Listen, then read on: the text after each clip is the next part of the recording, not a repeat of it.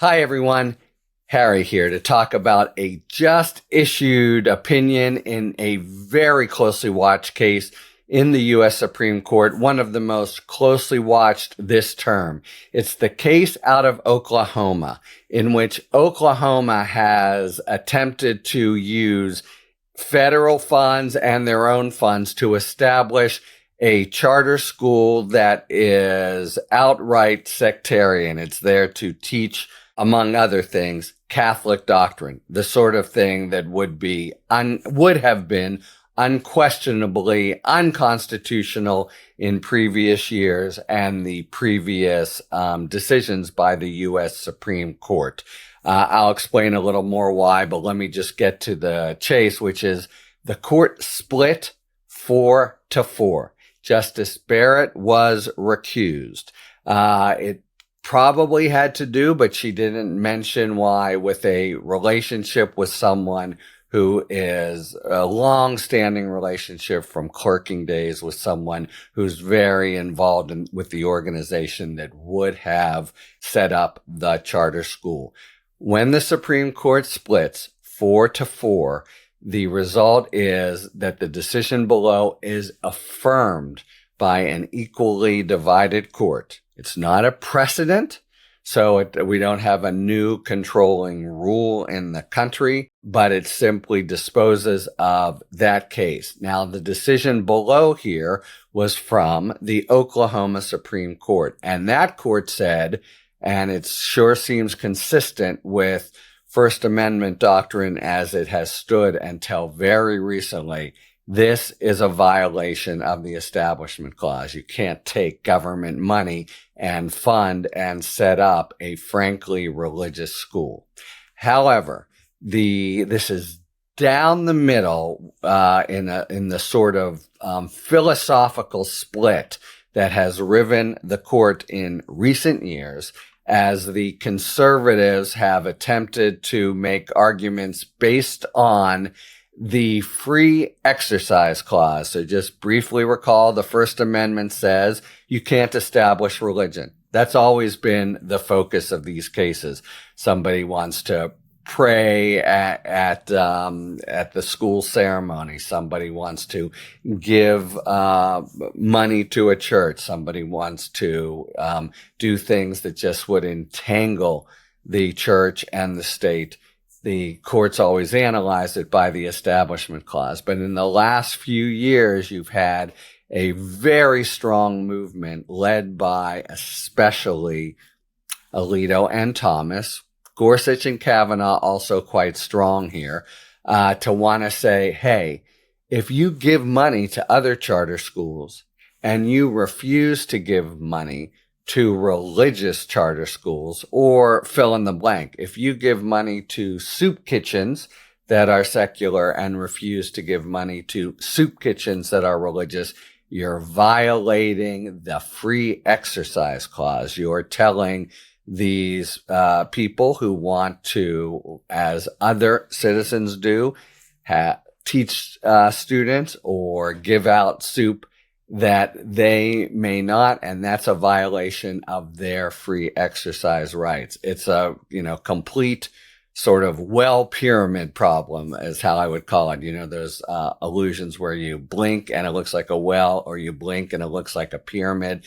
That's where the Supreme Court is now. And this move toward the analysis according to the Free Exercise Clause has gotten more and more purchased. We saw this in COVID, where different actions that were taken by religious institutions, the court was increasingly ready to hold. You've got to let that happen as a matter of free exercise and not analyzing it under the Establishment Clause. In the past, under either the Lemon Test or the Sandra Day O'Connor doctrine of whether you're basically communicating to non-religious people that they are outsiders, something like this would have been down the middle. People who went to law school 20 years ago would have been a check written out of government funds to fund a school to teach Catholic doctrine.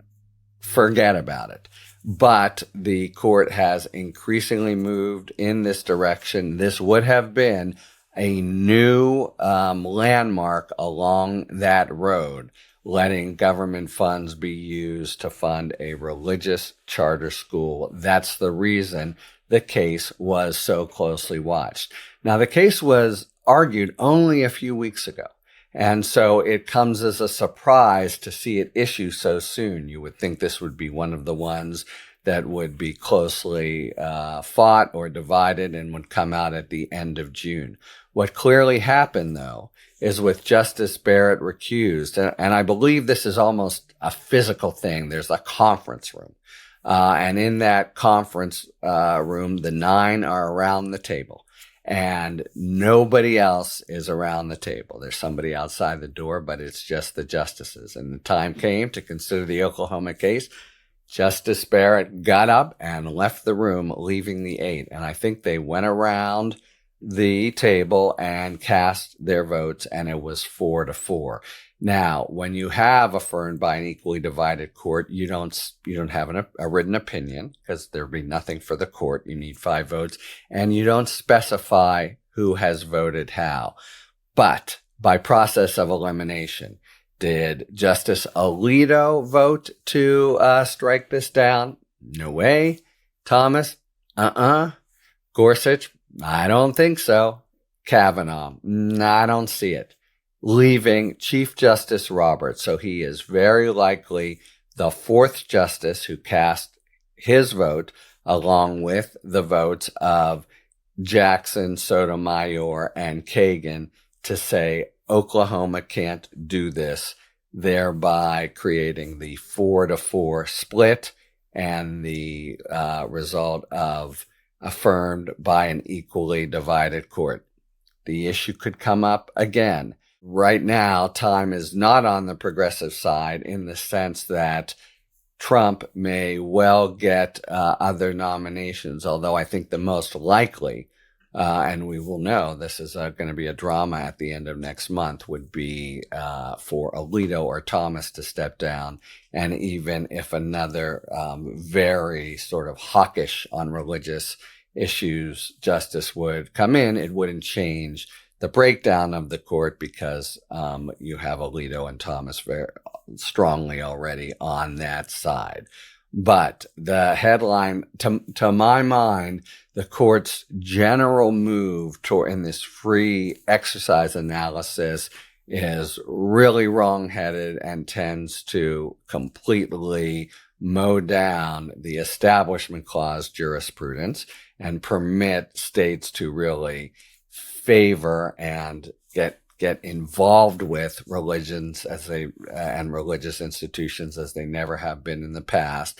This looked like the next step. So this is a bullet dodged that it comes out this way. And again, it will be the headlines tomorrow around the country, because this was a closely watched case. But the issue could come back, probably will come back, and we'll see where it stands then.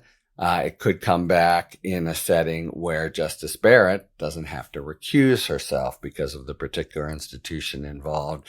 So I would say the bullet is dodged, but there are more bullets in the gun.